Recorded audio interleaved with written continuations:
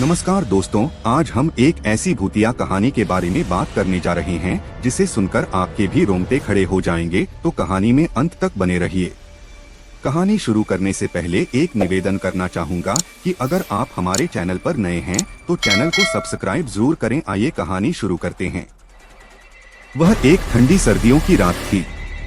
राहुल एक युवा फोटोग्राफर जो अजीब और रहस्यमयी जगहों की तस्वीरें लेने का शौकीन था, अपने दोस्त करण के साथ एक वीरान इलाके में पहुंचा। वहां एक पुरानी खंडहर जैसी हवेली खड़ी थी जिसे लोग भूतिया हवेली कहते थे।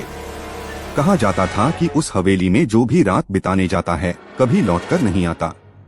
लेकिन राहुल और करण को इन कहानियों पर यकीन नहीं था। अरे भाई, ये सब अफवाहें हैं, राहुल ने हंसते हुए कहा। करण ने थोड़ा घबराते हुए कहा, अगर यह अफवाहें ही हैं तो फिर लोग यहाँ आने से क्यों डरते हैं? क्योंकि लोग डरपोक होते हैं। आज हम यहाँ रहेंगे और साबित करेंगे कि ये सब झूठ है, राहुल ने आत्मविश्वास से कहा। दोनों ने अपने कैमरे और टॉर्च लेकर हवेली के अंदर कदम रखा। हवेली में घना अंधेरा था, दीवारों पर पुरानी तस्वीरें लटकी थीं और हर जगह धूल की मोटी परत थी। हवेली के अंदरूनी हिस्से में घुसते ही ठंडी हवा के झोंके ने उनका स्वागत किया। ऐसा लग रहा था जैसे कोई अदृश्य शक्ति वहां मौजूद हो। पहला रहस्य। जैसे ही वे मुख्य हॉल में पहुंचे, वहां एक पुराना झूला धीरे धीरे हिल रहा था। करण ने कहा, राहुल, ये हवा से हिल रहा होगा, है ना? राहुल ने मस्ती में कहा, हाँ और क्या, चलो इसकी तस्वीर लेते हैं। लेकिन जैसे ही राहुल ने कैमरे का फ्लैश चालू किया, झूले से एक अजीब सी कराहने की आवाज आई। दोनों ने एक दूसरे को देखा और हंसी में टाल दिया। अजीब घटनाएं शुरू होती हैं। राहुल और करण ने हवेली का और गहराई से पता लगाना शुरू किया। एक कमरे में उन्हें एक पुराना पियानो मिला।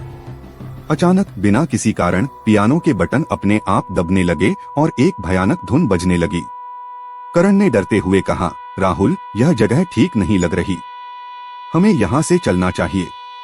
अरे यार, ये सब सिर्फ पुराने पियानो का असर है, डरने की जरूरत नहीं, राहुल ने कहा। हालांकि अब उसके चेहरे पर भी थोड़ी घबराहट झलक रही थी। भूत का सामना।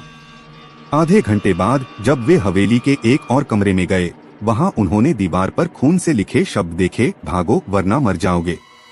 करण का दिल तेजी से धड़कने लगा। उसने कहा, राहुल, मैं मजाक नहीं कर रहा, चलो यहाँ से। लेकिन तभी दरवाजा अपने आप बंद हो गया। कमरे की खिड़कियां तेज आवाज के साथ टूट गईं और एक काले साये ने उनके सामने प्रकट होकर कहा, तुमने मेरी नींद में खलल डाली है, अब तुम यहाँ से जिंदा नहीं जाओगे। दोनों के पैर जैसे जड़ हो गए। राहुल ने कांपते हुए कहा, कौन हो तुम? साया धीरे धीरे उनके करीब आया और बोला, मैं इस हवेली का मालिक हूँ।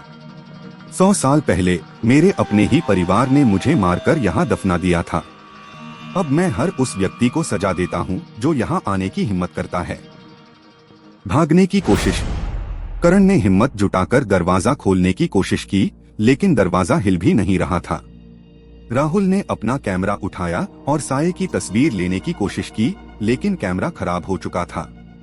साया जोर से हंसा और कहा, तुम्हारी हर कोशिश बेकार है, अब तुम मेरे कैदी हो।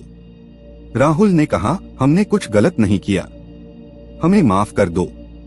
साया रुक गया और बोला, यहाँ से निकलने का सिर्फ एक ही रास्ता है।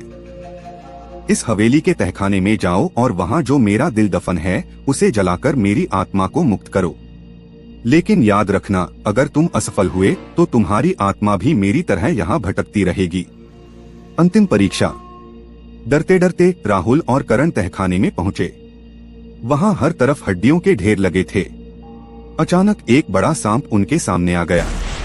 किसी तरह उसे हटाकर वे एक छोटे बक्से तक पहुंचे। बक्सा खोलते ही उन्हें अंदर एक सूखा हुआ दिल मिला। राहुल ने तुरंत उसे जलाने के लिए माचिस जलाई।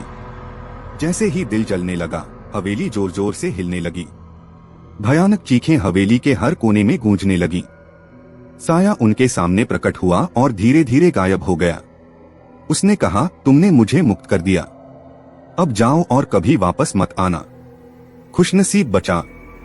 दरवाजा अपने आप खुल गया। राहुल और करण बाहर की ओर भागे। बाहर पहुंचते ही हवेली ध्वस्त हो गई। वे दोनों थककर जमीन पर गिर पड़े। करण ने कहा, अब कभी ऐसी जगह जाने का नाम भी मत लेना।